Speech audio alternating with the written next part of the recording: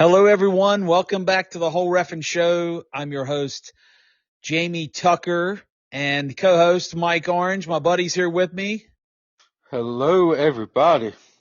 And it's been about 2 weeks since we had our last one. We had a delay last week. I guess not a delay. I guess a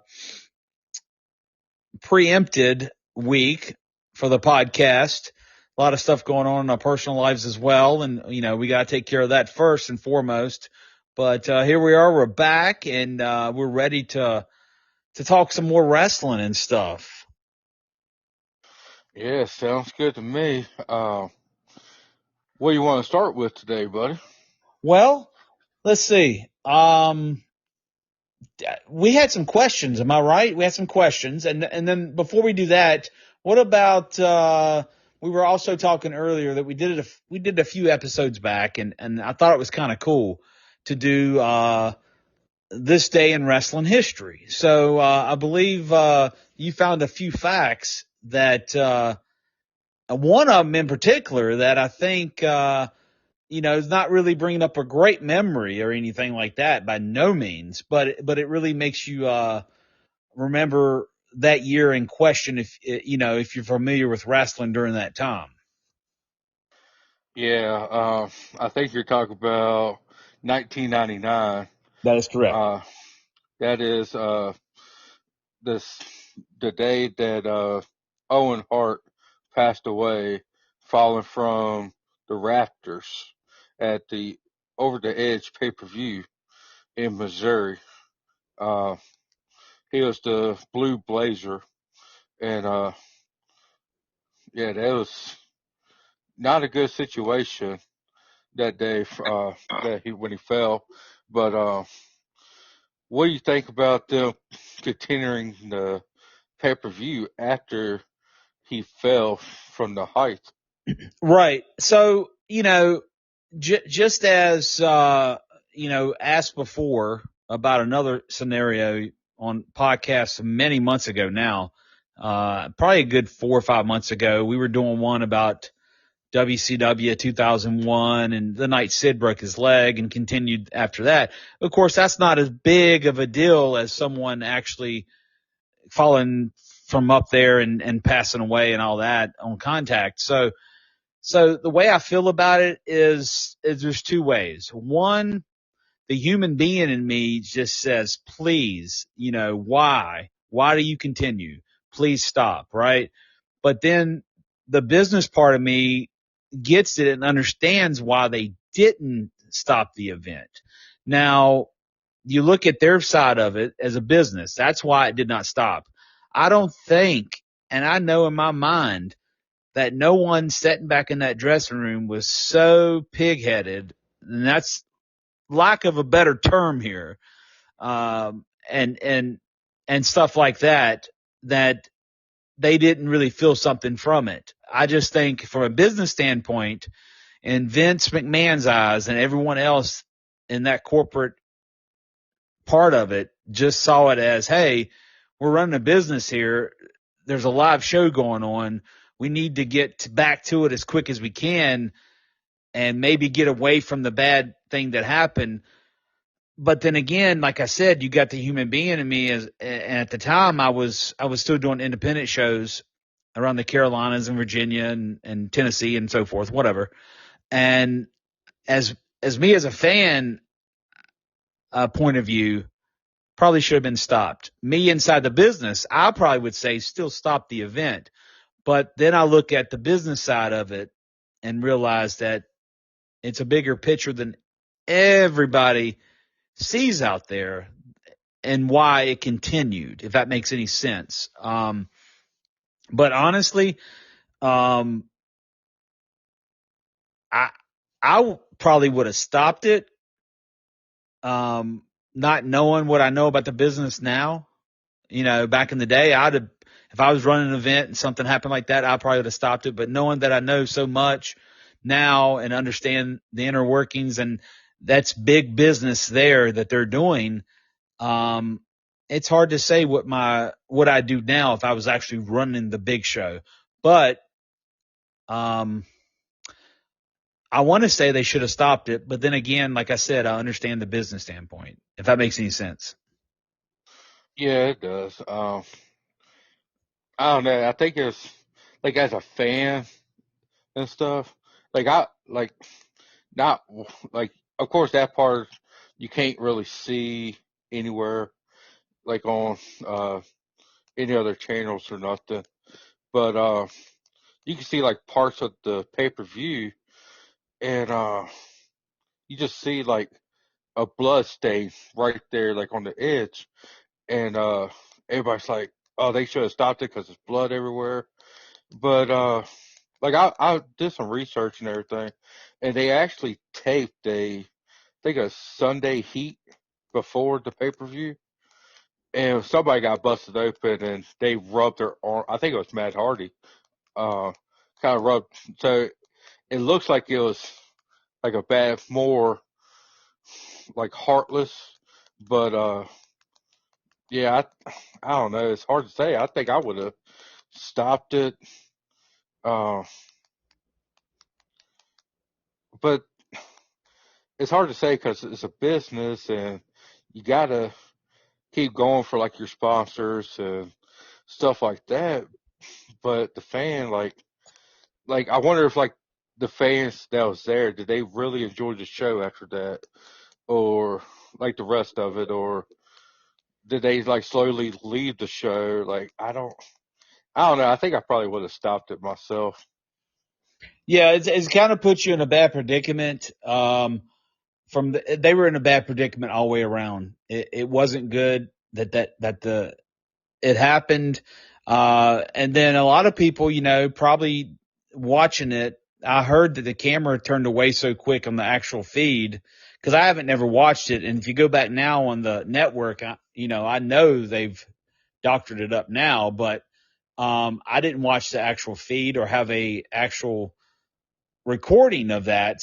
And I've never seen any personally on YouTube. I'm sure there's some fan out there that's got something. I'm sure even though this was the world before cell phones. But a lot of people probably didn't know he was dead.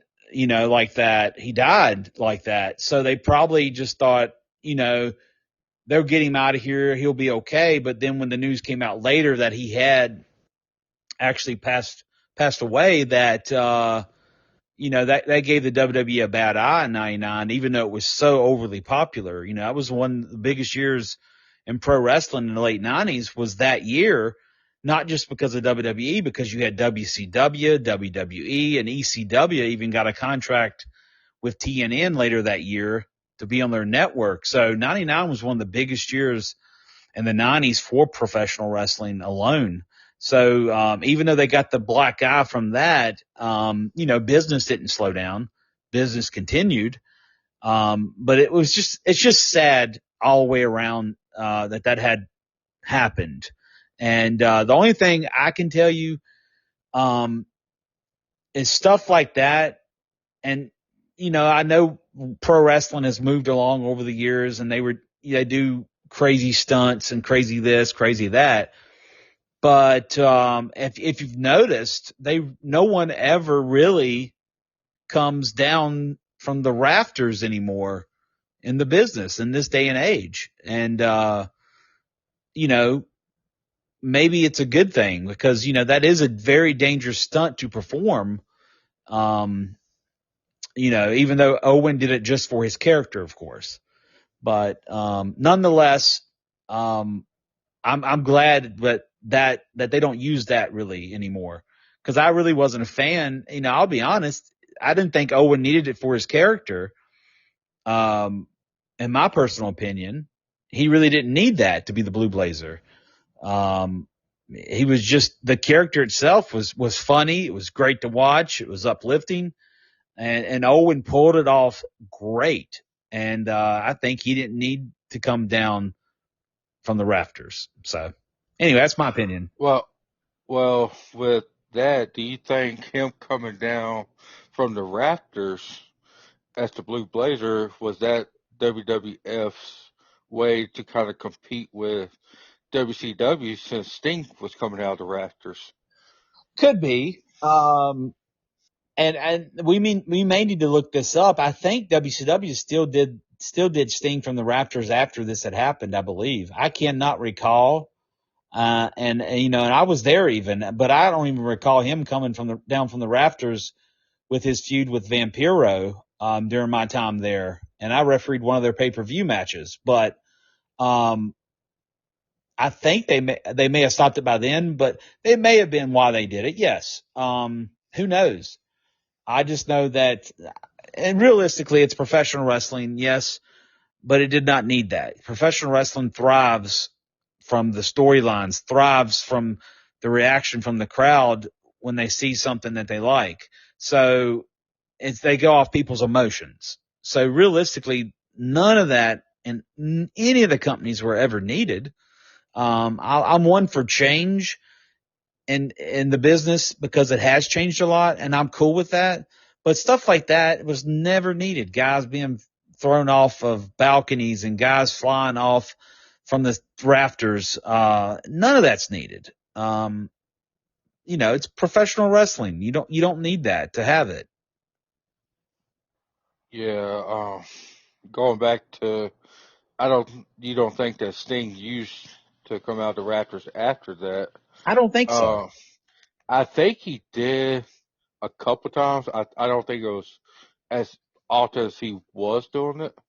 Um, but like right after it happened, I don't think he did.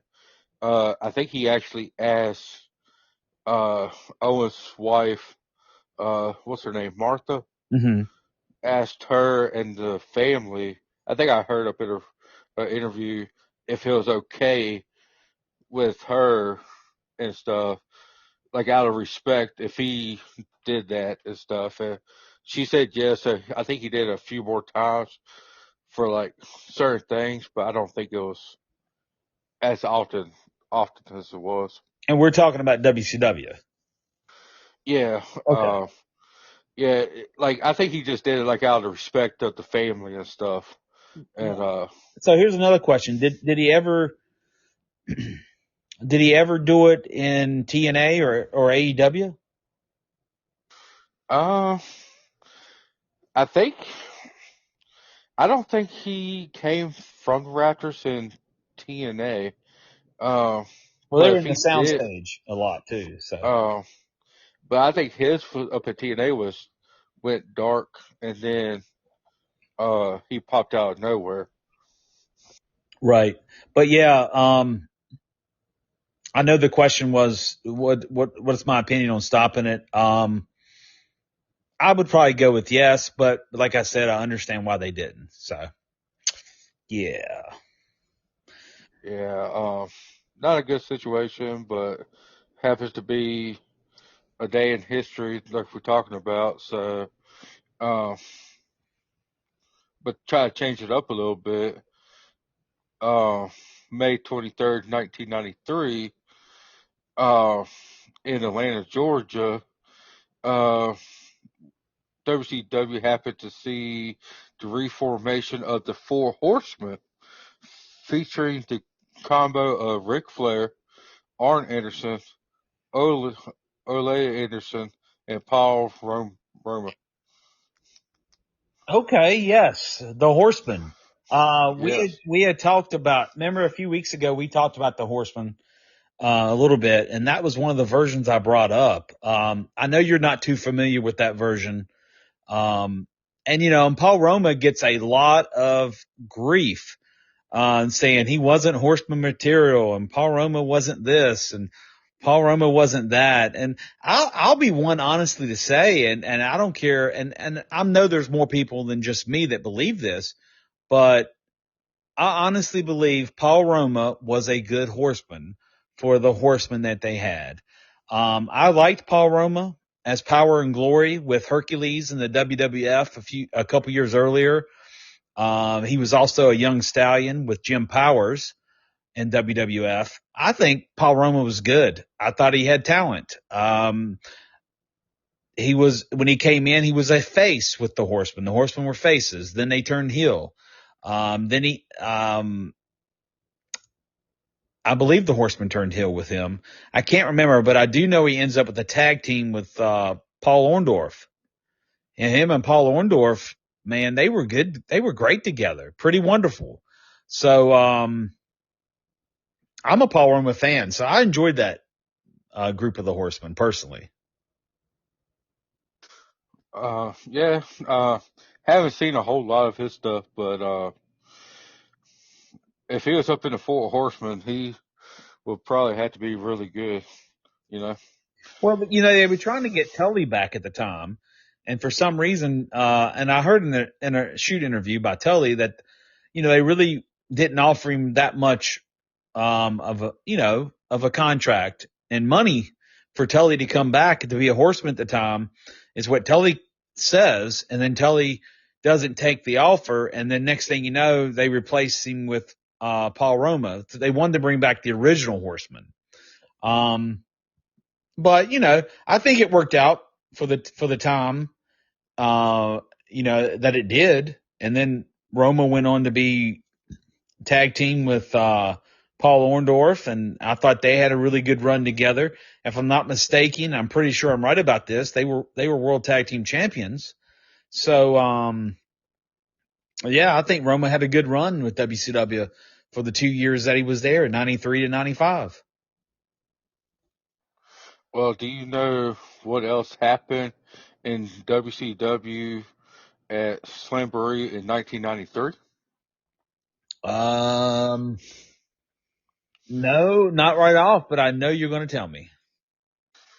Well, Sid Vicious made his WCW return after a stint with the WWF. He defeated Van Hammer in 35 seconds. Wow. I think I kind of remember that match, cause I remember that Slamboree. Damn, that's pretty quick. Um, Sid, and this is Sid coming back. Is that right? Or was Sid Yeah. already there?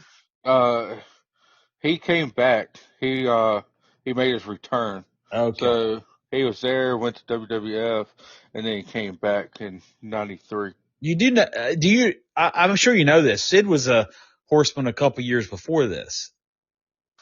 Yeah, It was Sid and Barry and, Arn and Flair.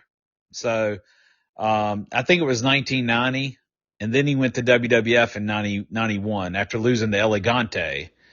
And oddly enough, Elegante ends up in the WWF as well as Giant Gonzalez. So they both end up going to the WWF. But yeah, I think I remember that match, but not that well. I mean, 35 seconds. I mean, I guess it's nothing really to remember. So. I got you. And then the last thing for the wrestling history in 2005, in a segment on Raw designed to promote the upcoming ECW One Night Stand pay-per-view, uh, you got Vince McMahon, uh, Eric Bischoff, and Paul Heyman all together in the same ring for the very first time. That, that is something to behold. You know, um, think about this though.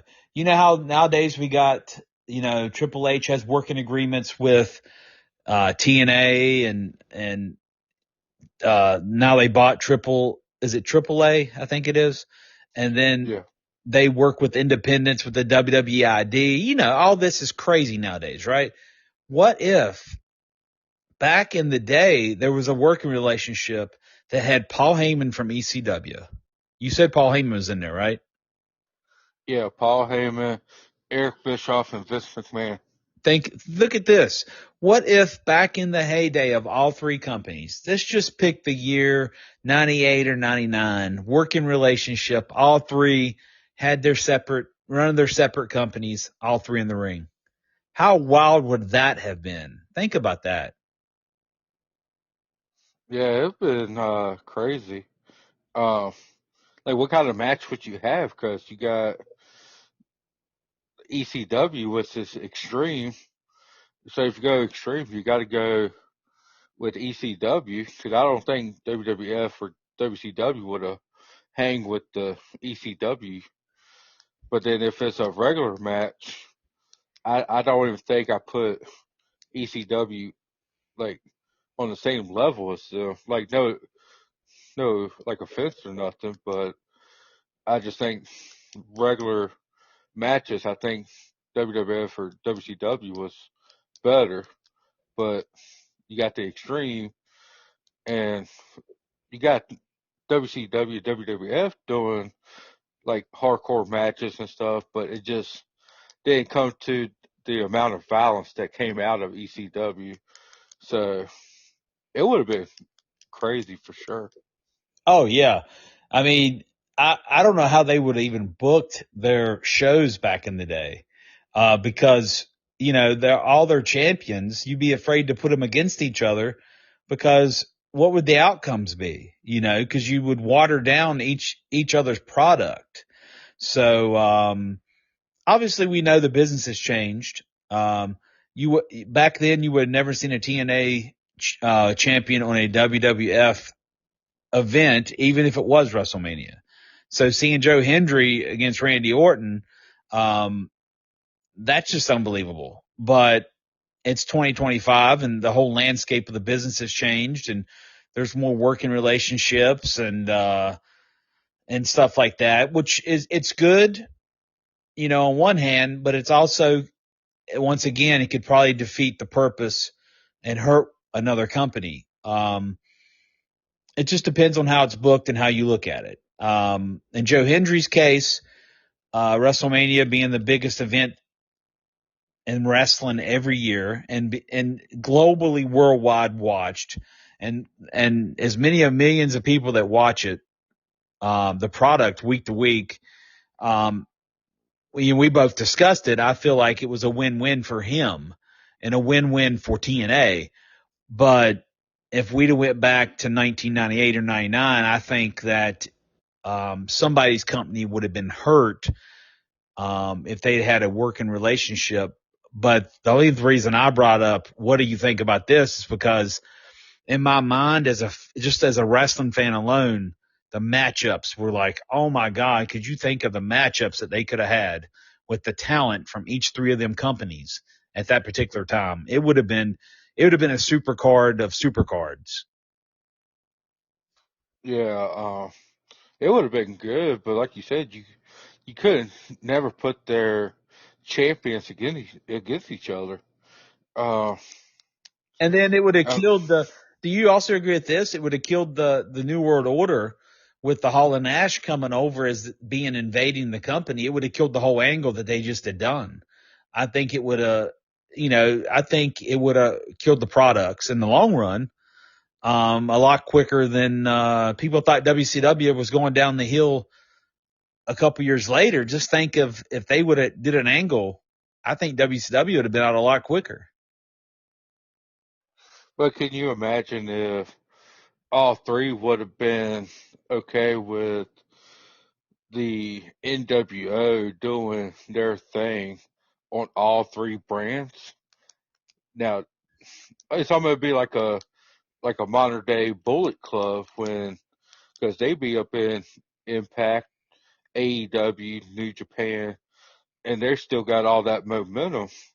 Like, would they allow the NWO go to WWF or ECW and still do their thing and be like rebels against whatever they do?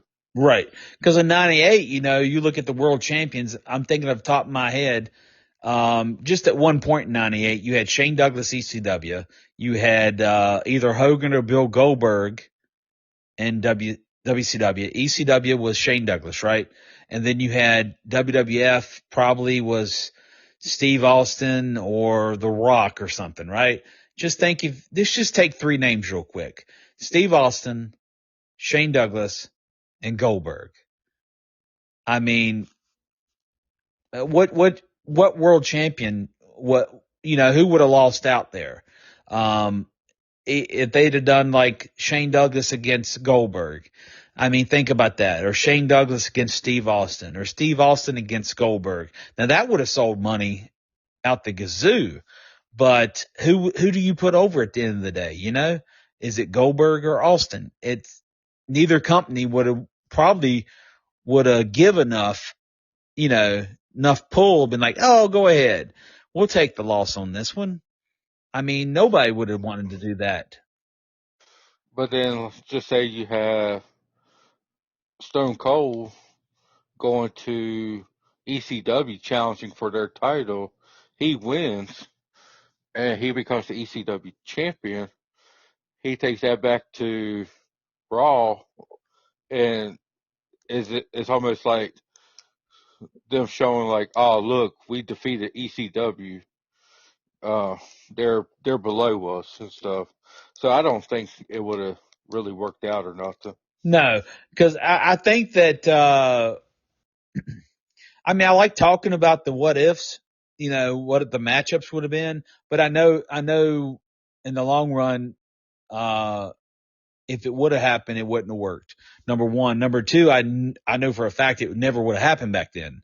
But it's just, you know, it's like that fan in you that goes, hey, what if we book this card and you have dream matches? And that's, you know, that's all what we do all the time. As being a wrestling fan, first and foremost, you always have the dream matches, and that's what you want to see. But, you know, to me in 98, I was a big Shane Douglas fan. I thought he had great promos. I thought ECW was a great product. I also was a fan of WCW, of course, because I grew up in the South. I always was a big WCW fan. And before that, Crockett, Mid-Atlantic, whatever. And then WWF was on top. I mean, you had all this great wrestling week to week. And two of them played against each other on Monday nights. It was like the best time ever to be a wrestling fan, to have all this much great wrestling going on at one time. And not to water down what people have today. You know, used to have the good product in the WWE, used to have TNA, used to have AEW, and all of them have phenomenal athletes. It was just a different era, different time. And, you know, like I said, working relationships now, to see it, it still boggles my mind. It's crazy. But yeah, sorry to get off task there. But No, anytime we you're talk about good. wrestling, I always do that. So. No, you're good. Piggybacking off what you just said, but like the modern day working relationship, you got TNA champion Joe Hendry going against Trick Williams on a NXT uh, pay per view or something coming up soon. Like, do you really change the title and give it to an NXT person? Because, like, the whole relationship, it's good moments where they're putting their champions against each other. Like, they just had a tag team match where the titles was on the line. Uh, and stuff like that, but the title never changed hands. Like, so you pretty much know the outcome already. Like, I don't. It's good for TNA and Joe Hendry and stuff like that, but is it really worth the relationship if they got like a world heavyweight title match, but they're not even going to change the title? Like, are they ever going to pull the trigger and have a surprise? Be like, hey, NXT just beat TNA in a championship match. Correct. But if you do that, you know, I believe if Joe Hendry loses his title to an NXT star, that'll make NXT look bigger and better, and make TNA look inferior in product. And the same goes if NXT drops the title to, let's say is Trick Williams currently the heavyweight champion or no? No, he lost that couple, like a month or two ago, I think. Okay, so basically, okay, I didn't know that. So Trick Williams, if he's wrestling Randy Orton, it's just for the TNA championship. Correct. Okay. So I was under the thinking, I misunderstood. I was under the thinking that they both have their titles for both the companies. And I was sitting here going, there's no way in hell that I would do that match, because you already know at the end of the night that it's going to be some kind of double DQ, or some kind of schmoz of some kind to not have a champion go over. At least I'd hope so, because if TNA, like I was trying to get at, if both titles are on the line, if that was the scenario, it would kill the product. Now, if Trick Williams goes in, they got a working relationship. He wins the TNA championship. If he's wrestling Joe Hendry again and drops it again, I might not see nothing wrong with that. Or if he's wrestling all TNA talent and TNA talent's giving him good matches, I could probably live with that. The only thing that I would see wrong, if they both were champions of their significant companies, and then, oh, tonight Trick's winning the TNA title, so he's double champion. That's the only problem I'd have. Just because I think TNA would hurt themselves. A lot of people probably go disagree with me and say, what do you mean? That gives them all this publicity. It's a WWE star beating a TNA star. Everybody's seeing this, blah, blah, blah. Yes, I understand that. But 20, 30, 40, 50 years ago, we can go back, like I said, even just 20, but I was making an example. All these decades ago, if you had a champion versus champion match, they would do them. And the outcome was what every time? Bob Backlund would work Harley Race or so forth. Billy Graham would work one of the champions. And it'd be like the Super Bowl of wrestling or something. But the NWA and the WWF title would never change hands to the other guy, is what I'm getting at. So if that would ever be the scenario, I think it would hurt the other opposition. Yeah, probably about a month ago now, uh, they had the TNA tag titles, the Hardy Boys versus uh, the NXT champions. I can't think who it was at the time, but it was a match, but then say the NXT titles was on the line, and then they beat the Hardys. But then since they beat the Hardys and their title wasn't on the line, then next time their championships is on the line. So then the TNA titles are on the line now, but then the Hardys will beat the NXT. So like they have wins over each other, but they never change the title. Yes. Yeah. So that goes to tell you right there that both companies are still trying to protect each other's product, and they have investment in their own product enough to say, hey, we have a working relationship, but we're not going to do this or do that. So clearly, like you said, you already know the outcomes beforehand. And we're in the new day of age. You're going to know the outcomes anyway, because that's what we are. We're social media based, society, and it's people bitched about the dirt sheets years ago, right? About telling the ins and outs by Dave Meltzer. And anybody bitches about Dave Meltzer still, you're wasting your time, because the internet is here. The day is gone that you have one or two, three people spewing out dirt and getting it out there to you. It's all over the place. So, I hate that the business went that route, but that's the world we're in. Um, because you could set back, even the people that didn't believe professional wrestling back in the day would sit there and always scratch their head and go, well, how did they do that? Even if they didn't believe it, people would still go, how did they do that? There's no mystery to it no more, because it's out there. And, which, potato, patata, life changes, life goes on, and we're in a new society. But, you know, um, I think at first when kayfabe was broken, it hurt the business a little bit, but now I believe no one cares.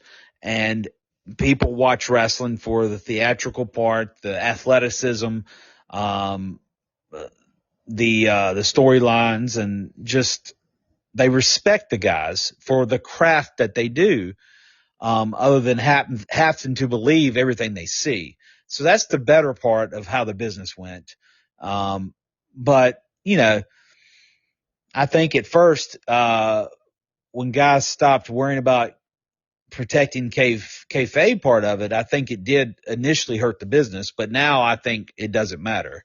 And I hate to say that, and a lot of old timers may get mad when they hear that, but it's the truth. Everybody now that watches professional wrestling, for the most part, watches it because they actually enjoy it and they respect what the guys do, and they necessarily don't have to believe everything they do. They just respect what they see. So it is where we're at. Yeah, agree with you 100%. Uh, but that's pretty much all we got for the today history for May 23rd. Uh, do you want to talk a little bit about the new modern stuff? Yeah. What we got? What do we got in the wrestling headline news right now? What's big? Um, well, we just talked about ECW. Uh, we want to say that Sabu passed away, about a week now. Very sad situation. Uh, he wrestled his last match over WrestleMania weekend, and very extreme type of match. And who was that Uh, with again? I can't remember. Was it Joey Janela? Yes, I worked with Joey Janela. I've got everybody knows my Sabu story from Florida, uh, with him. I got a Joey Janela story. He was working West Briscoe at the NWA Fan Fest for Greg Price back in 2014 down in Charlotte at the Hilton University. Um, and I remember in their match, they wanted a ref bump spot, but we didn't go over it with the agents there because we actually had agents at the show here at the Hilton. And I believe it was Dr. Tom Pritchard. And Tom, I always loved Tom. Tom was always fun to work with because I knew him from Florida Championship Wrestling when I was down there in Tampa, and worked with him again here. And Wes and Joey wanted to bump me, and it wasn't part of what we went over with Tom. And I'm like, well, I said, I don't know, because I still want to go over with the agents. If you got agents on your show and you expect me to do something, I want to go over with them first. And then Wes and them's like, don't worry about it. If he says anything, we got him. We went out there, we did the match. I took a bump. Nothing was said. Um, Came back. Tom said, did a good job. And I was like, okay, great. But at first I was like, Wes and Janelle, is this Janelli? I can't say his name probably. Yeah, Janela something. Good. He we'll seems go like with a that. good kid. That's the only match I refereed with him. I had of his, but I always worked with Wes down in Florida, and I always enjoyed working with Wes, and a great kid. But that's my Joey Janela story, from Charlotte.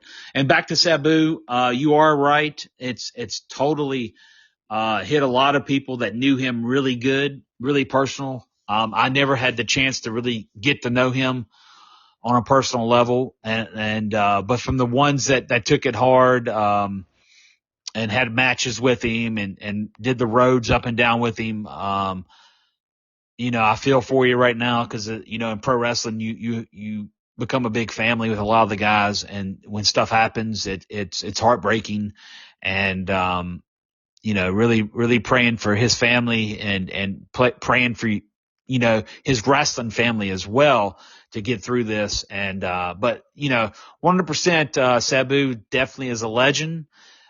He earned them stripes to be called that. And, he was probably, if not the best in extreme and hardcore wrestling, probably one of the top three of all time. I'd put him up there with Terry Funk and Cactus Jack, Mick Foley and Sabu, the top three in my eyes. Yeah, bad week for that. Absolutely. I agree. Yeah, very, very sad. But then AEW's Darby Allin, he did something that he set a goal on, and that's May 18th. He reached the top of Mount Everest. So, only a few people did it. He was going to do it, I think, last year or something, but he like broke his ankle or something. But he's been off of TV for a while, so he could do it. And he had a video online where he did something with a skateboard up on Mount Everest, and then he reached the top and everything. So, which is good because a lot of people tried it and don't make it up there, and he made it. So that's good little fun fact. Man, I've seen documentaries on that, and a lot of people have died trying to go up Mount Everest. That is one unbelievable feat for any individual to complete. Um, and you'd have to be not only in physical shape, but you'd have to be mentally prepared to do something like that. So, man, that's really big news to hear that he accomplished that, and good for him. He is a daredevil. Um, Darby, I believe he was breaking into business in 2016. I met him at a Evolve show down in Dallas, Texas, WrestleMania weekend, when he got into Evolve down there. And, Gabe and everybody involved, Trevin, and then, Sal, part of the WWN and Evolve and FIP and all that. They loved him. And, it's glad to see that he went on to make it where he has. I do know for a fact if he wouldn't have went with AEW that he'd probably be in WWE, or he would have had a run there already, years ago. But he chose to go to AEW from what I understand, and it's worked out for him. He got to be paired with Sting, and that's got to be one of the biggest things of his career, learning from Sting and all that good stuff. And it's good to see that good things happen for good people. But man, that's a feat. I don't think I would ever try it personally to go up Mount Everest. I think you could do it. Uh, Well, thank you, I Mike. think I think we're gonna set the goal for you to try that. Maybe next year. Uh, that way you could get ready mentally and stuff. And You think I'll be physically ready though? well, I didn't say that for a reason, but Okay. but I will be at the bottom, supporting you the whole way. Well, let me ask you this: are you gonna be at the bottom supporting me, or you gonna be at the bottom waiting for me to fall? Uh, well, I'll be supporting you when you fall. I will probably laugh a little bit and then take a couple pictures and then post it on our social media sites and then probably help you after that. Maybe help me up, make sure I'm still alive, and we'll just continue on with the podcast. Oh yeah. I forgot that I was going to check you out too. Oh, thanks, Yeah, Mike. yeah, yeah. We'll get it. If not, if something happens to you when you try to climb Mount Everest, I'm sure we can find another co-host to help with the podcast and keep it going. Okay.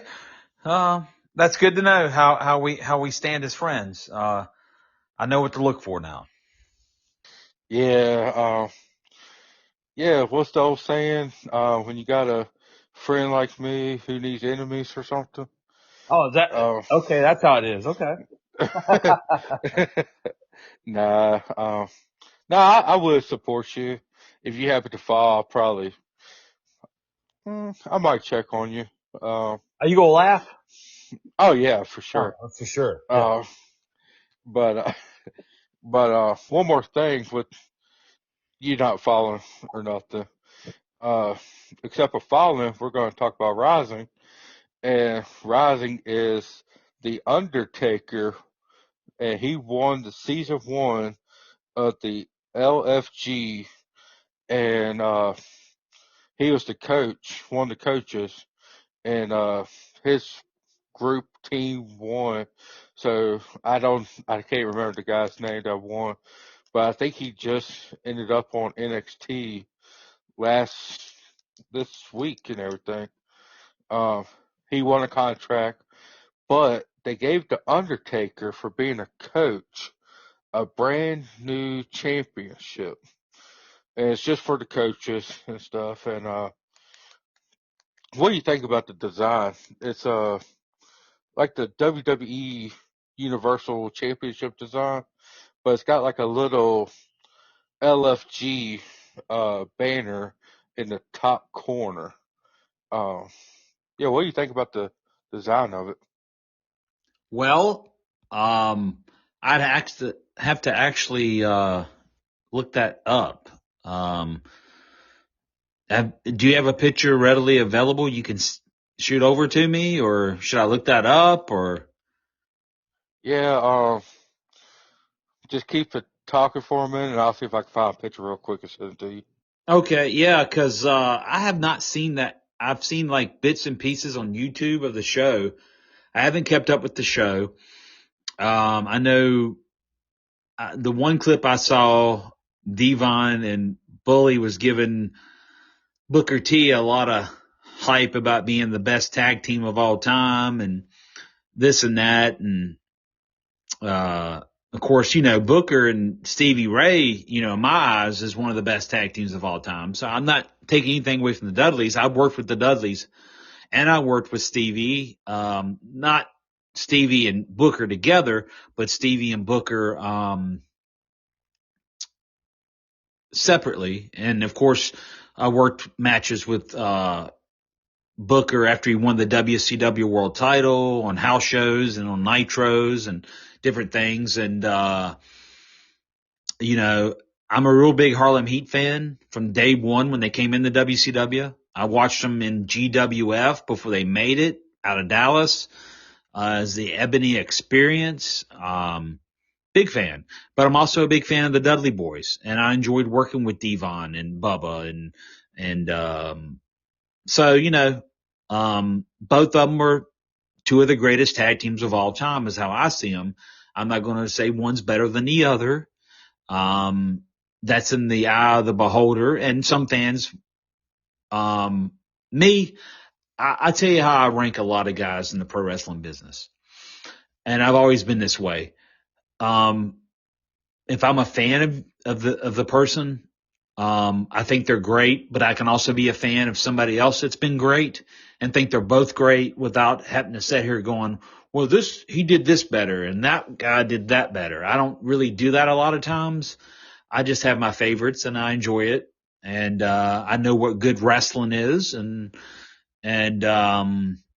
good wrestlers are, good storytellers. And that's who normally I draw to and liking, especially when it comes from, after getting into business to understand it a little more. So that helped out a lot as well. So anyway, um, so I guess Booker was another captain, right? Bubba was a captain. Undertaker was a captain. And who else? Was that it? It was Mickey James, and I don't know if they switched it out or if it's going to be season two, but it was Mickey James, but then it's supposed to switch to Michelle McCool and everything. But I don't know who finished out the season. I didn't really keep up too much with it. Gotcha. Okay, but you said Undertaker won. Yeah, and I just sent you the picture. Okay. Shawn Michaels and then the Undertaker holding the championship. Okay, let me take a look at this. Okay. Like, like I don't know. Like me personally, WWF in WCW, they have really good championship designs. But now everything just looks the same in WWE, and I just don't like it. Like it's just to So I get it. I dig it, but it's almost the same title that they keep rebuilding year after year with different colors. I see, let's see here. I see the LFG. I also see Undertaker's on the side plates, his name and logo.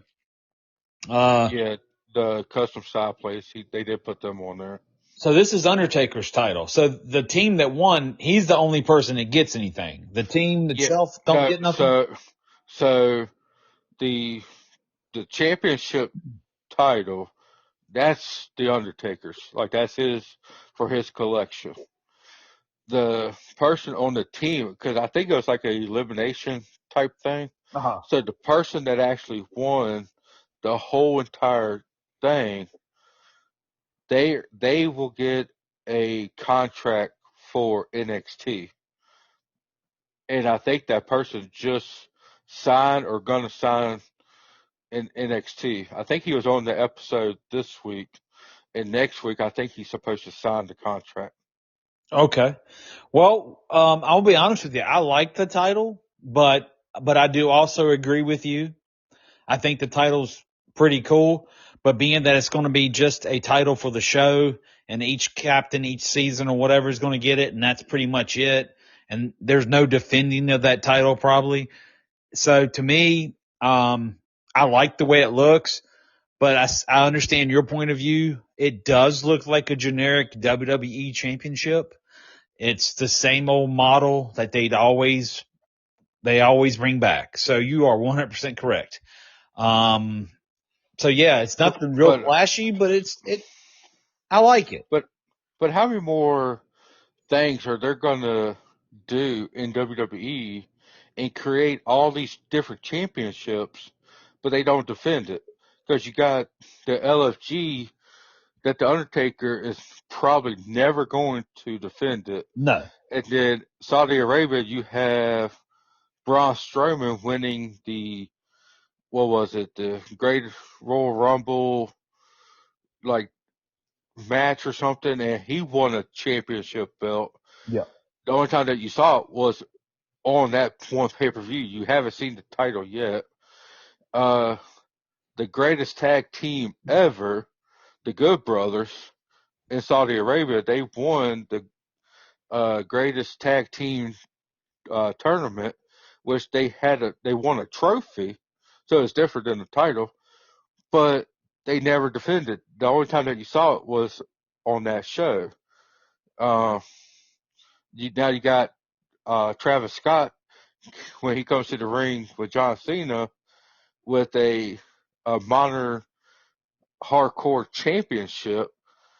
Uh, that's got that's the big logo and everything that's busted up like the Wing Eagle belt back in the day, so it's kind of modernized. But he's never going to defend that. Like, how many more championships are they going to create and not defend any? Like it, they got way too much, in my opinion. You are absolutely correct. Well, the whole theory behind a championship, and it's all out the window nowadays, and you can see it in the product. The championships don't mean nothing in regards to the way they used to.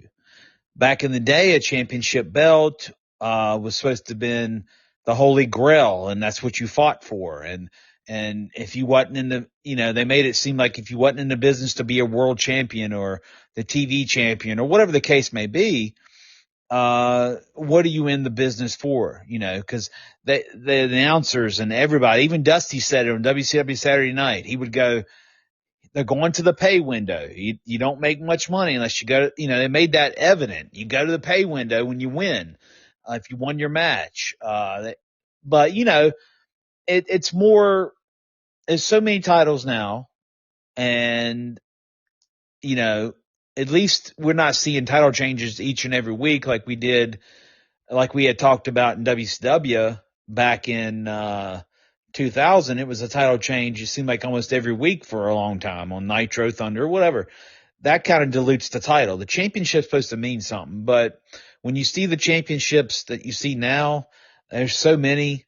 I don't know.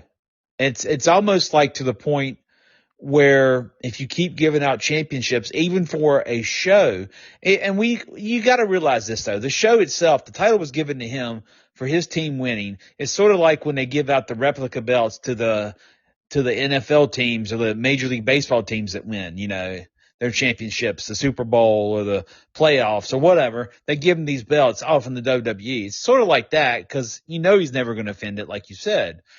But after a while, if you keep giving titles, if you try to do it in the pro wrestling business, it dilutes them.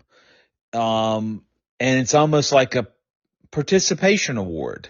Like, it's like I look at it like this, back in athletics, when I was in high school, you got first place, second place, third place or whatever because you earned it. Nowadays, it's like, oh, the whole team did great this year and they can have the worst record ever and they give them a participation ribbon or trophy or something. Uh, like I said though earlier about the business landscape changing. I do agree with you though. Like the 24/7 title. Where's it at? You had it for a while. It just disappears. It was another title that they got now that I think's really, really ridiculous. It's the what's it called? Speed title or something? Yeah, they got a men's and women's, which I don't know, I don't get the like how, concept. like you're supposed to beat your opponent within like 3 minutes, I think. So see how fast you can beat them or something. Okay, so here's my But question.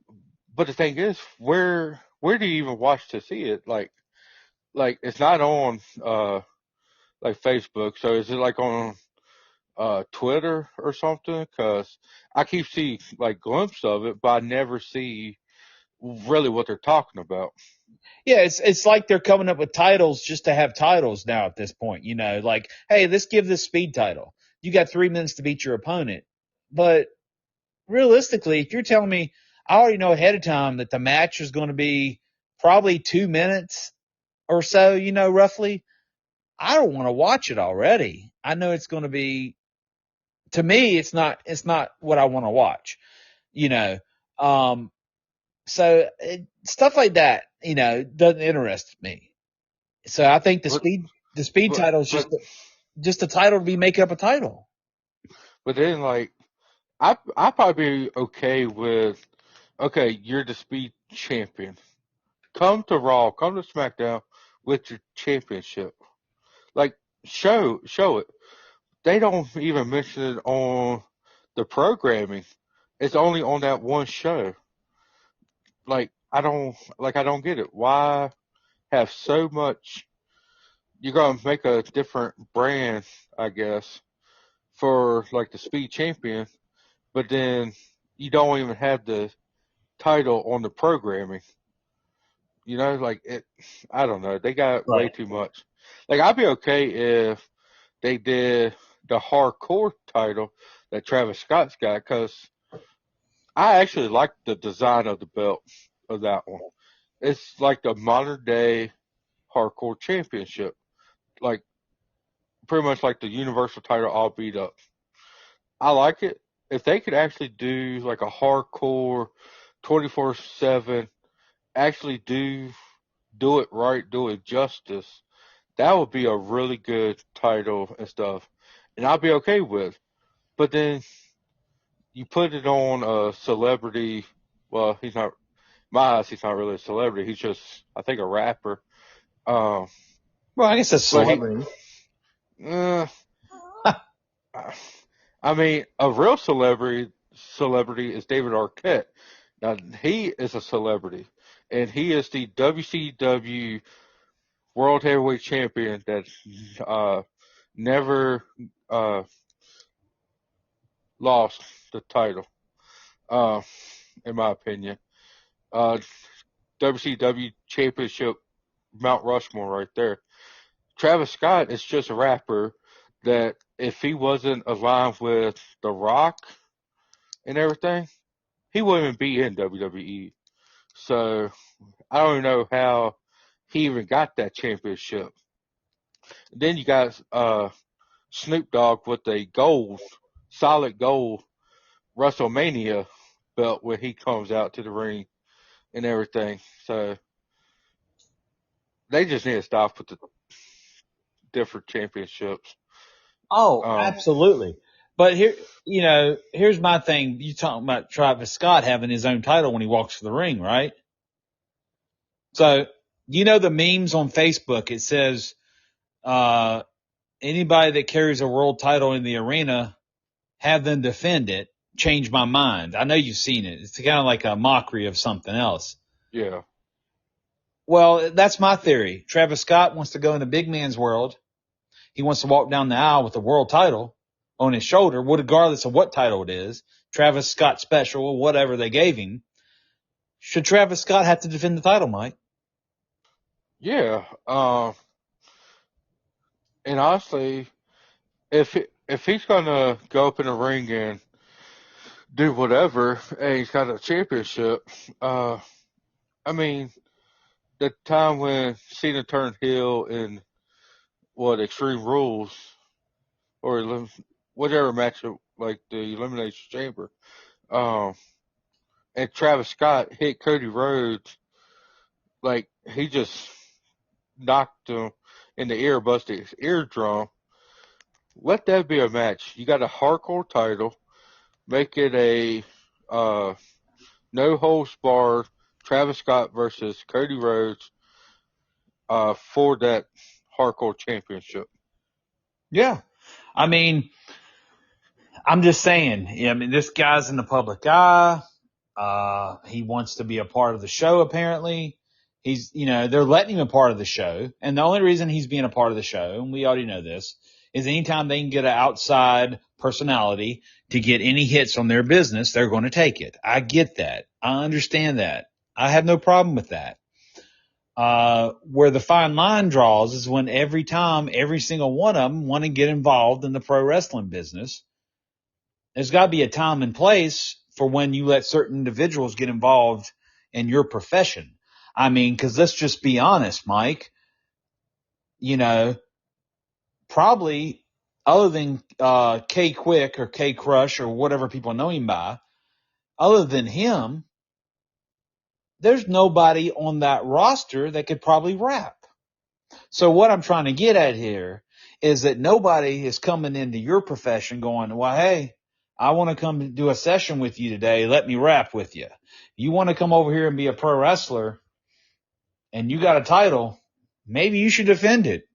And when you can't defend it, there you go. We have a problem, right, buddy? Because I will say this, at least Bad Bunny had some moves with him, right? I ain't seen nothing out of this Scott guy yet. Nothing at all. No, the only thing he did was when Cena turned heel, Cena was holding him and stuff, and he hit Cody's like right up in the ear, busted his eardrum. But he got a lucky punch in because the rest of his punches didn't look good at all. Well, no, Uh, they're not going to. but but yeah, I don't know. I think they need to turn it down on the championships because like I don't know what's going to be next. Like what at the end of John Cena's career, even if he wins or lose the championship, what are you going to do? Just present him a championship for being 17 times world champion and call it a day? That's another championship that never be defended. Like it's getting out of hand, in my opinion. No, I mean, you're 100% correct. But, back in the day, I'm going to tell you how guys got their championships. They really wasn't awarded them. They'd leave a territory and they'd probably walk out with them. So it's a little different.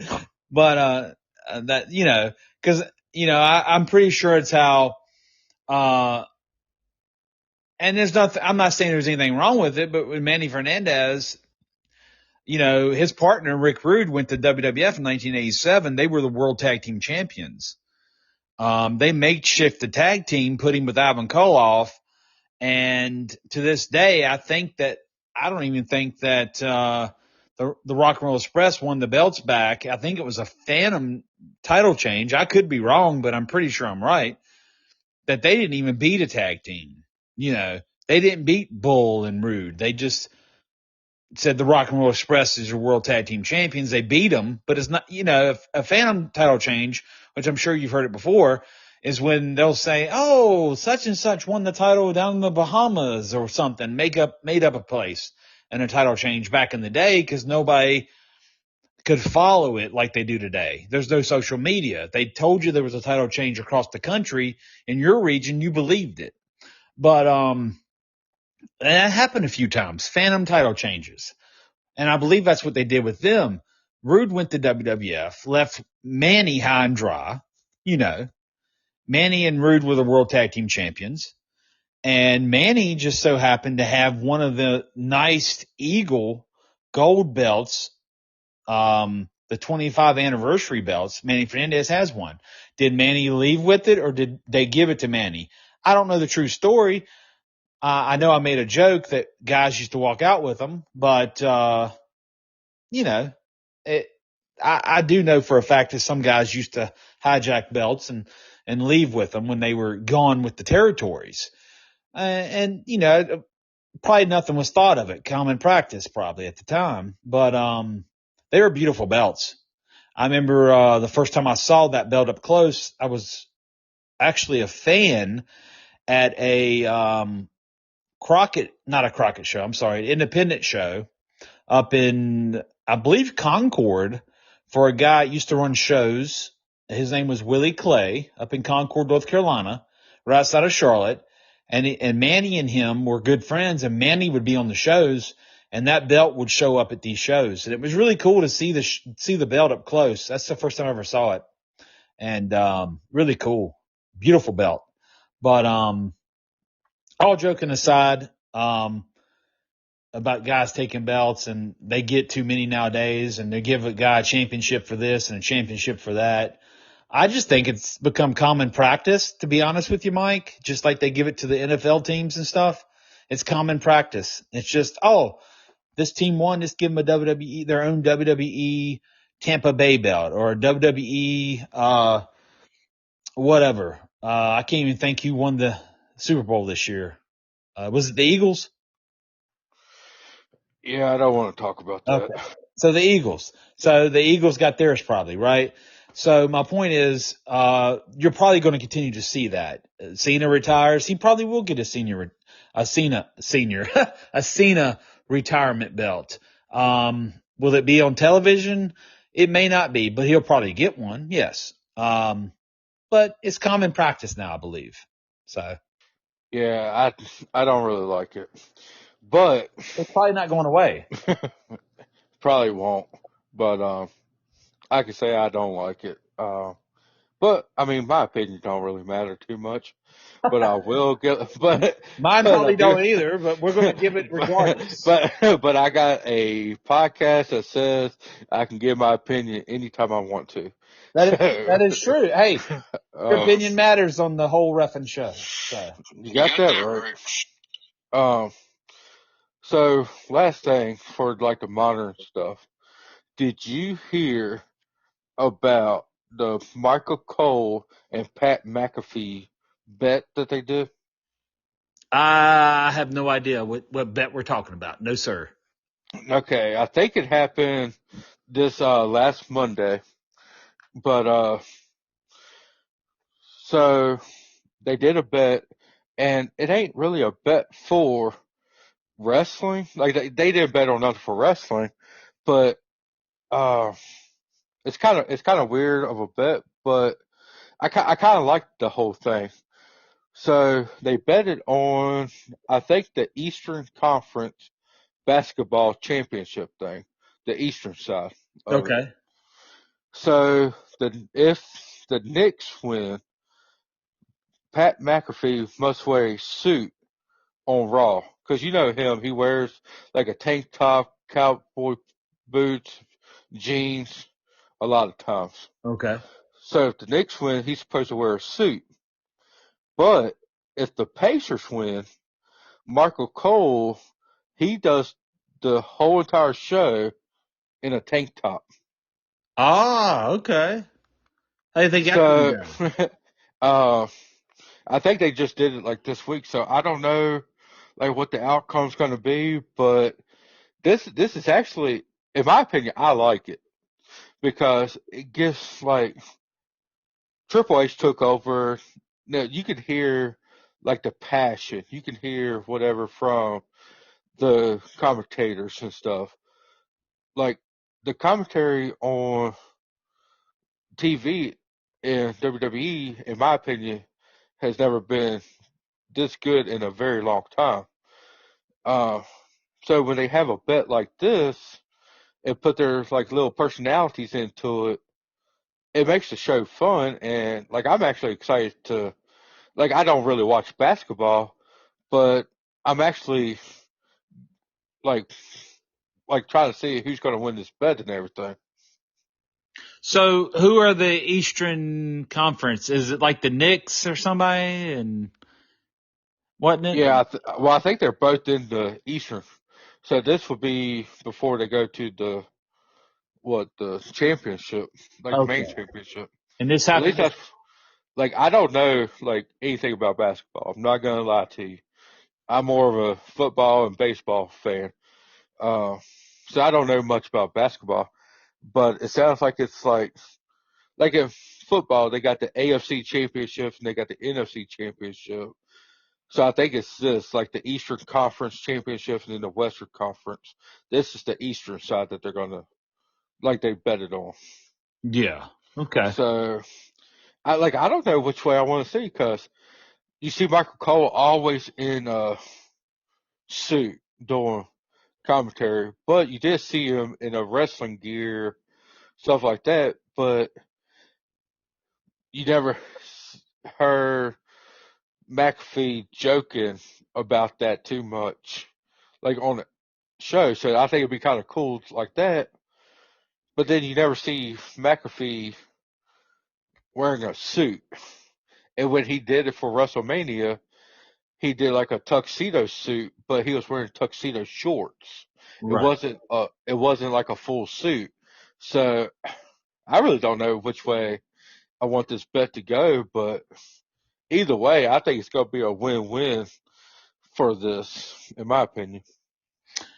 Yeah, it's interesting. And you say you haven't kept up with basketball too well. Well, I'll be honest, I haven't watched a Raw in weeks again. So, um, and I don't read much wrestling news. So it's good that, guys, it's good that Mike's on the podcast to keep us up to date with the new stuff because, I get a little behind at times on that. You know, not that I don't watch it still. I just, if I'm busy, I tend to miss things a lot. So, um, but yeah, let's see what happens with that. Yeah, but that's about all the modern history or the modern stuff that I got for this week. Uh, I mean, it's a whole lot more, but I'm just stuff that like really catches my eye. So, but we do have a couple questions if you want to do them. Absolutely. I welcome all questions, of course. So, uh, right now, the biggest thing that's going for the podcast is actually TikTok. Uh, the team's told me that the TikTok page is really growing. Uh, I think on May 19th, uh, it actually hit like 1,000 followers on TikTok, and the team tried to interact with some of the people, and they got a couple questions. And one question it was from somebody named Mary. Wants to know how do we feel about the John Cena heel turn? Uh, I know we got into it a little bit when it first happened, Yes. but it's been a little over a month now, going on two. Yes. So it's kind of developed more. Yeah. Um, but how do you feel about the heel turn? I've enjoyed what I have seen. I'll be honest. I haven't seen everything that John Cena's came out with his heel turn. The stuff I've seen, I've enjoyed.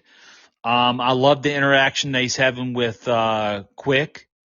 Um, I think that,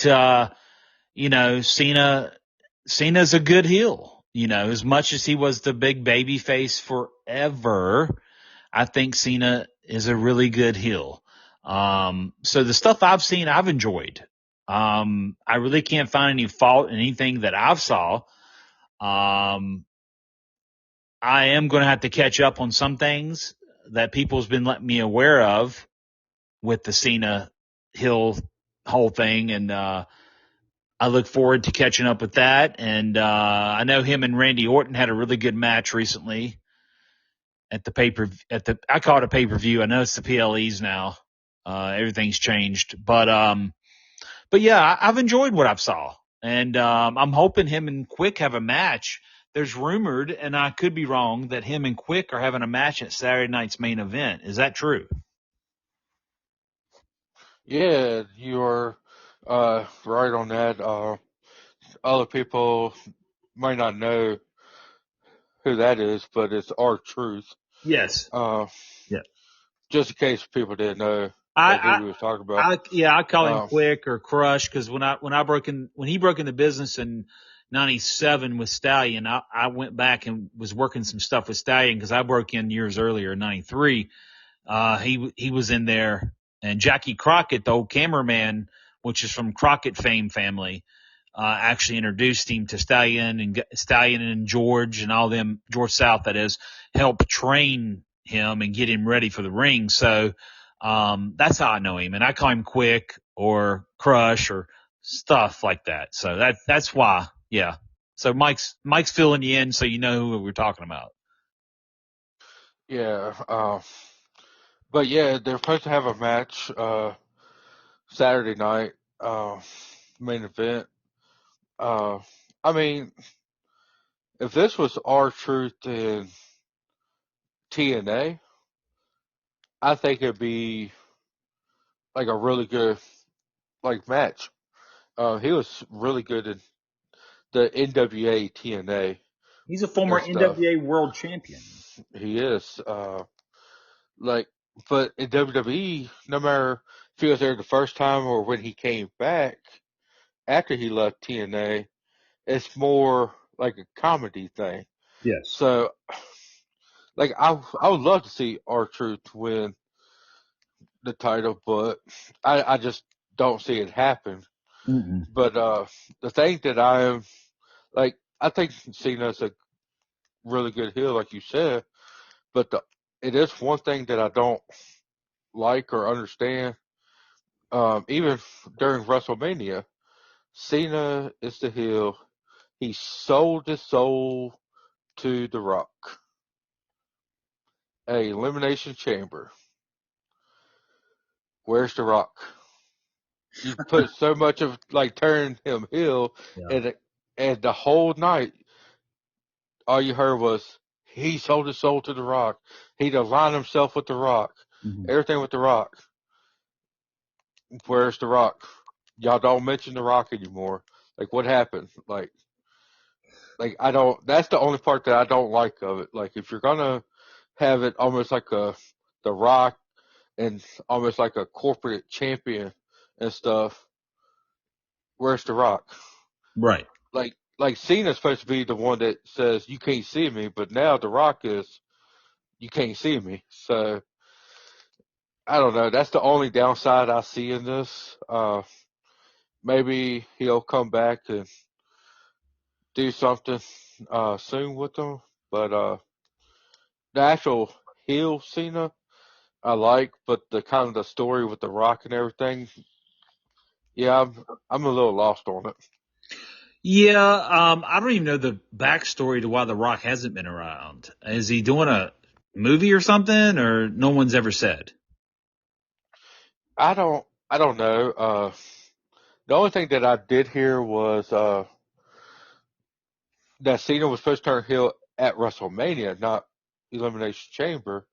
But the only reason that he was there because his friends that's owns TKO, whatever his name is, needed uh more sales, more like a surprise thing. So he asked The Rock to come in, and then that's why he was there. Right. But he wasn't even supposed to be there, I don't think. But if like it just like how would the story turn if Cody turned heel and sold his soul to The Rock? Would The Rock actually be there more to help Cody, like a mentor type thing? Mm-hmm. Is he not like? But since Cena is like a legend and he's been around for what 25 years or whatever, Yeah. like does he not? Are they thinking he don't need a Rock because he knows what he does? He don't really need a mentor. He don't need a mouthpiece. Like, but I don't know. Like you sold your soul to the Rock, and he's not even there. Uh, you would think he'll show up after like the sixth time that he got knocked out on SmackDown or something. Uh, try to like motivate him or yell at him or something, but Yeah. nothing. I Uh, wonder. Well, I wonder if that's maybe not the bigger plan in there. Maybe to have it where when he does show back up, when The Rock's towards the end of his career, which he is, but you know what I mean. Like he's at the very bitter end. Um, Maybe The Rock's and him.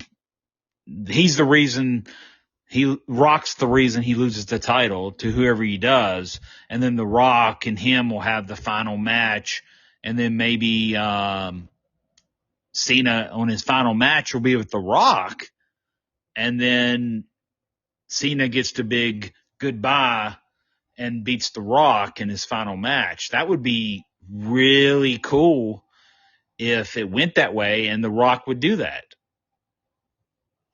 I mean, it could. I don't know. It's just, Because I just Cena can't go out on top as the world champion. I mean, right? like he could. They had who was it? Trish Stratus. When she retired, she ended as the women's champion and stuff. Uh, so it's not like WWE hasn't done it before.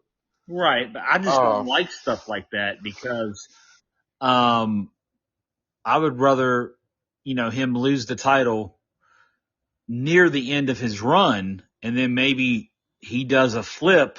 He's big babyface Cena, and maybe beat a big caliber talent such as The Rock or somebody like that to end and be the big finale, and that would end his career on a great note. That's the way I'd want to end it, but who knows? but who knows that he could go out as champion.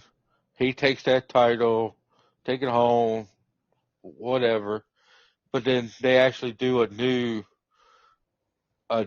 title design and get away from the big W championship, and they actually do like a pretty cool looking world title. Like I could see that if they wanted like kind of bring in a new design, doing it that way. I mean, how would you go about that then? At that point, would you have a tournament, or would you just like maybe the Royal Rumble the first of the year go? Hey, the winner of the Royal Rumble this year is the WWE champion. I mean, they could do that because what was it, 2016? They had the WWE Championship in a Royal Rumble match, Do you and remember? Roman Reigns had the championship, Yeah. and then Triple H won the WWE Championship in the Royal Rumble. But do you also remember the 1992 one when Ric Flair outlasted everyone? He was like number one or two in the Royal Rumble and became the WWF World Champion. I mean, so it's doable if they do it right. Yeah. I mean, I guess there's lots of scenarios to see unfold here. I don't know which way they're going with it. Only they know, and only a few of people probably know. Um, but like once again, we're armchair quarterback booking right now and giving our insights of what we'd possibly like to see. Yeah. Um, so the next question is from a guy, I don't know his real name, but his user is Mr. MVP. And he wants to know, can you talk about how you used to get raises in the referee style, or if it was a way that you could get bonuses, like in a match or something? Oh, if the referees got raises, you mean, or bonuses? Yeah. Okay. So basically how that really worked. And like okay, we'll start with the indies first and then we'll move on to WCW and TNA and all that. So on the indies, it would be more or less, you get a booking. They either ask you what your booking fee is, you try to negotiate that booking fee if they didn't accept it to begin with, or they'd be like, hey, I got the show coming up or these shows coming up and I'm paying this to have the referee there, or referees. That's what the pay is going to be. Can you make these dates? And you'd either take the dates or decline them. But when you're early on in your career on the indies, you normally take every single booking you get. You'd have paydays that would be good. You'd have lesser paydays. You would just take whatever you could on the indies to get out there, and get seen.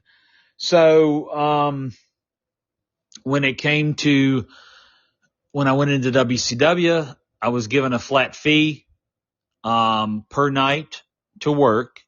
And I had to work to make that money. That was part of what I signed. It wasn't no guaranteed contract of like Goldberg and a lot of the big names were getting. It was, like a lot of the guys that worked the Saturday night tapings and the curtain jerking matches, they call it, which I hate that term, but that's what they're called, or the mid card guys. A lot of them, if you didn't work, you really wasn't guaranteed throughout the year. So basically how that worked with WCW, I went in my first night. It was a house show because I got hired by Terry Taylor, which saw me on the indies at Wildside and Worldwide. Got hired by him, went into WCW, did 2 house shows, um, at a set rate in Fayetteville and Charlotte. And then by the third night, which was TV, a Nitro in Chapel Hill, North Carolina, at the Dean Smith Center, I was told by Terry, I got a good report back from Arn because Arn Anderson was the agent on the 2 house shows I did. You got a raise. This is what you're making now. And I got a raise my third night in, already making more money. And it continued from there. And pretty soon they started negotiating things. On my deal, not only was I guaranteed a certain nightly fee, I had hotel and rental cars paid for on the road. And then that was for TVs. And then I had rental cars only paid for on the house show loops. So I had to cover my own hotel on the house show loops. And then when I got signed to WWE, the time I got signed to them and I moved to Florida, it was for developmental. So that was a guaranteed weekly paycheck through a contract that I got my set rate every Monday was in the mailbox and I'd take it to the bank and cash it, on Tuesday, after training or whatever when I lived in Florida. And then at TNA, I was on a nightly deal once again, which I had to make my dates to make my money. So, no set, oh, you're making 150,000 this year. You had to earn your money. Is how all the referee deals worked. Every deal I had. So if I missed a night for whatever reason, let's say I had to miss a loop because of a family emergency. I'd missed them 2 or 3 nights of pay. I wouldn't get paid. I'd have to actually physically work at TNA. WCW, what I did leave out at WCW is I did have a weekly paycheck before I hit the road. So WCW had me on a weekly paycheck and then a nightly deal and hotels and rental car paid for on TVs. So I don't know if that helps out or I confused anybody, but so that's pretty much how that worked. No, if I'll get with the team and they can make sure that's good answer for him, but I think it'll be just fine. Um, but you know what else is fine? A Yes. David protein bar, and not just any David protein bars, but the blueberry pie, my personal favorite. Uh, the second favorite, right up there, is the new flavor of the cinnamon roll. Uh, but they got cake batter, which is James's favorite, salted peanut butter, fudge brownie, peanut butter chocolate chunk, and chocolate chip cookie dough. I'm not 100% sure, but the team has talked to them, and it sounds like David Protein is gonna be coming out with another flavor soon. Hope so, because they got nothing but really good flavors, and they got 28 grams of protein, 150 calories, 0 grams of sugar. Uh, like I said, they're really good. My two favorite: blueberry pie, cinnamon roll, and you go to davidprotein.com/Jamie T and save you some money. That's right. And if you also want to save money and you like good apparel and you like t-shirts, maybe get you a tank top for the summer or a nice hat to cool off that head when you go to the beach or go camping or whatever you like to do this summer, go to, um, the Mike, help me out here. I've had a brain fart. Cowboy Revolution. There we go. Uh, I just, Cowboy Revolution is awesome. James had a hard day uh, doing stuff. but it's cowboyrevolution.com, Cowboy Revolution Apparel Company. Uh, put in the coupon code at the end, save 15% with Jamie T123. I got it all back together now. So go there Support the today. veterans. Can't, can't forget about support the veterans. Uh, like this country does a lot for the veterans. I was leaving, coming back home today, and they it was a bunch of motorcycles for Memorial Day, and they stopped at an elementary school, and it's called Run for the Wall. They was going to the National D-Day Memorial in Bedford, because that's where, like, for D-Day, the Bedford boys was from, and they got a memorial there and stuff. We love the veterans. We support them. Go to Cowboy Revolution. Support the veterans.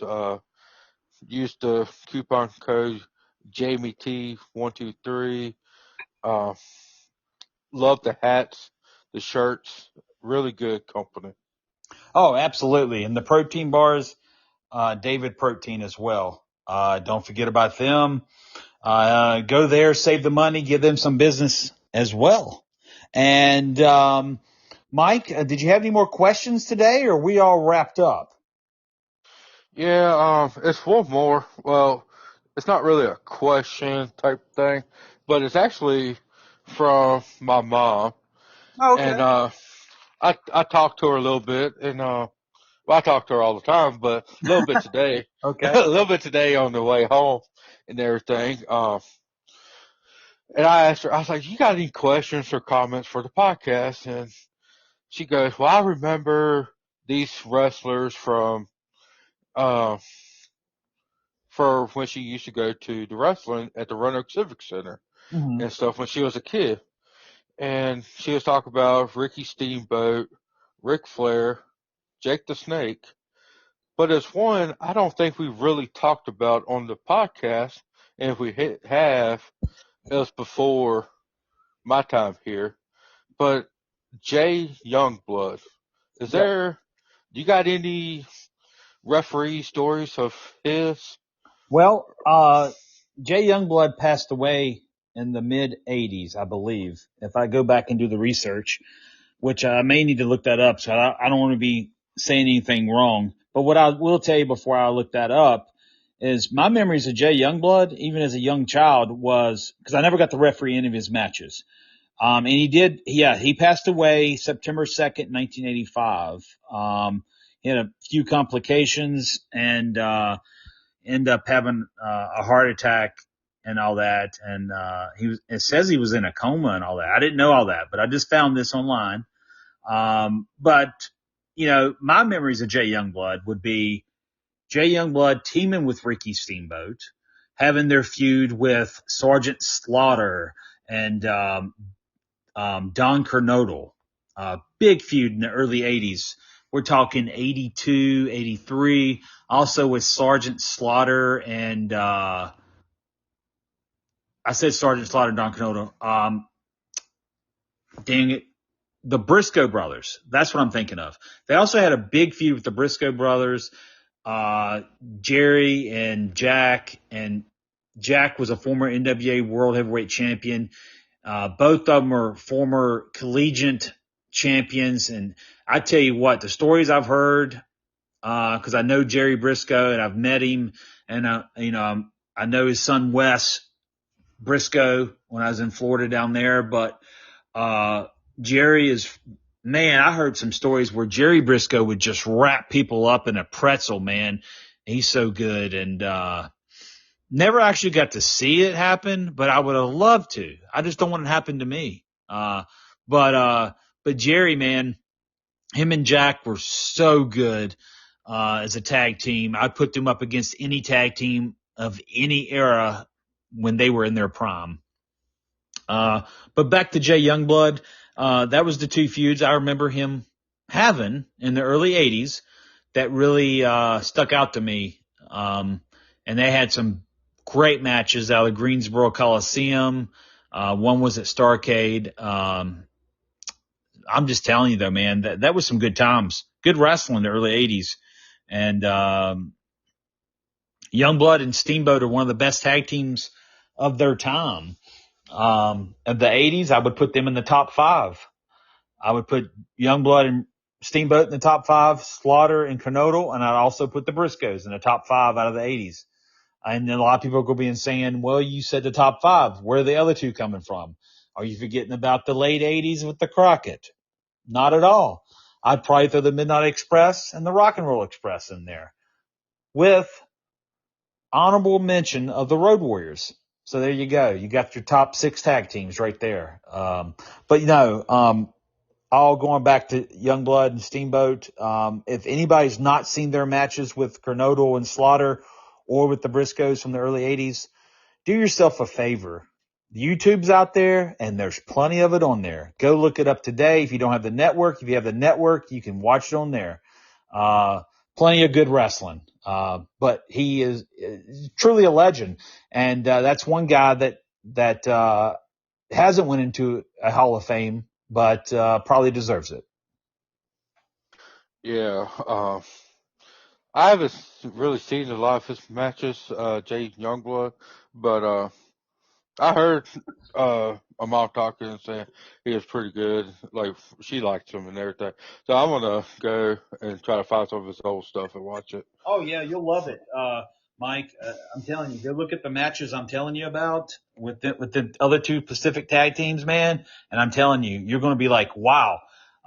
You're going to think that their matches with the Briscoes and their matches with Kernodle and Slaughter are every bit as good as anything that you've seen today. It's that good, and I enjoy watching that sometimes more than I do anything today. And that's not knocking anybody today and their talents. It's just, it's part of your past, part of what made you want to get into something. And they were my era. And that's what made me want to be in the pro wrestling business.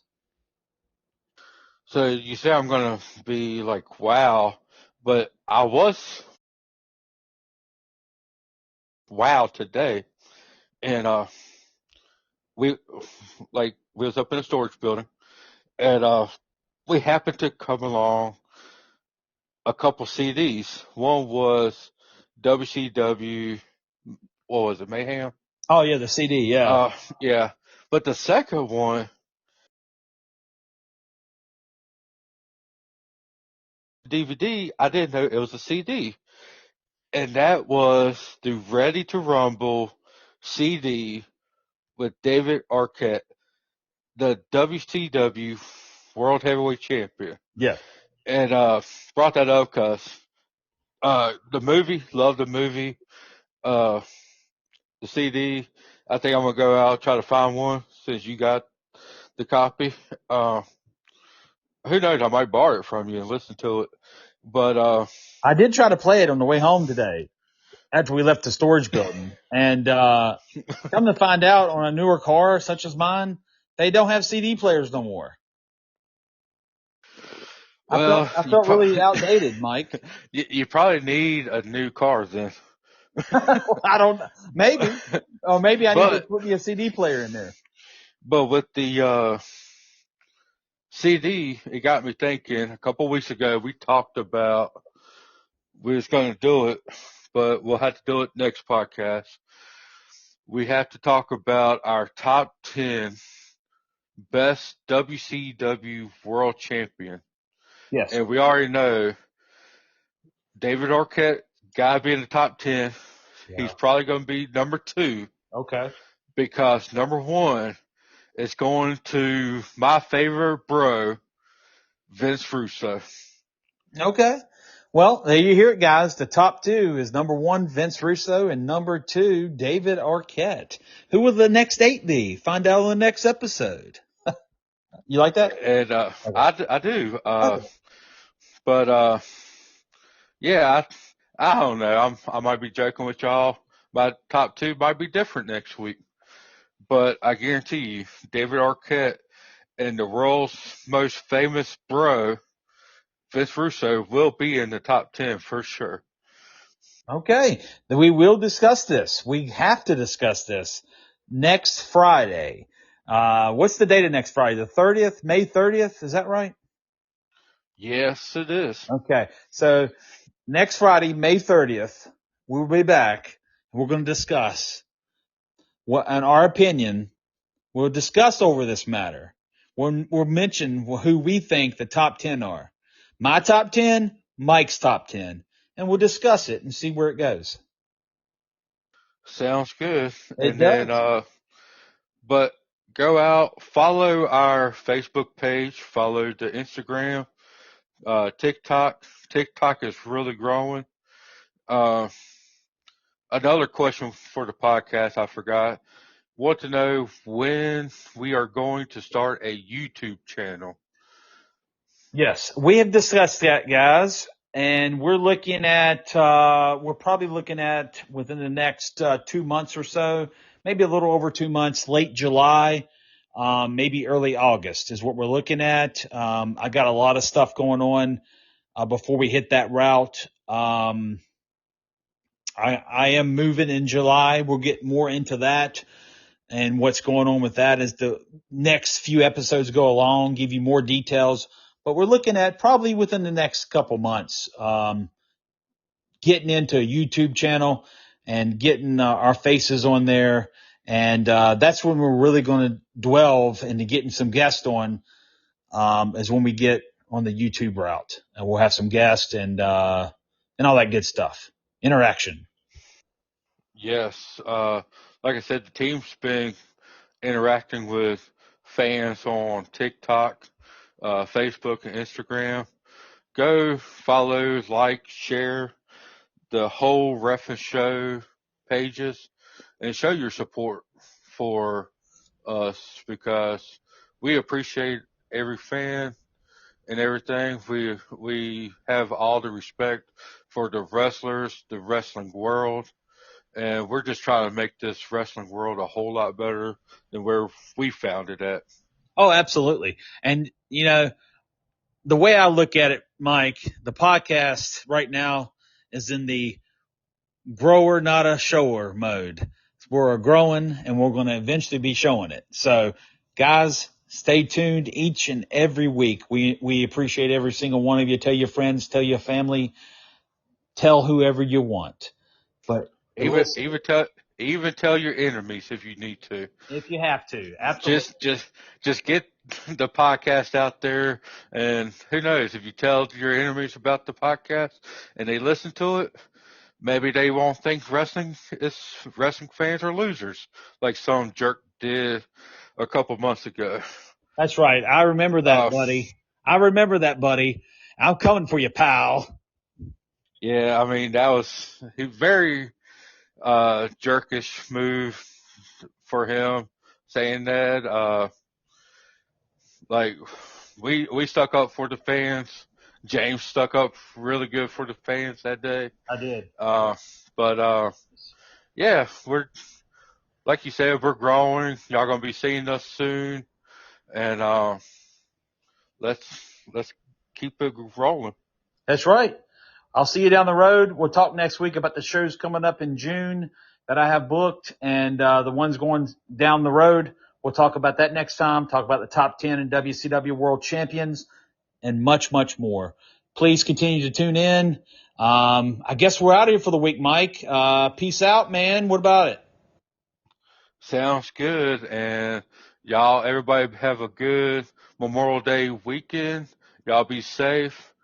Uh, don't drink too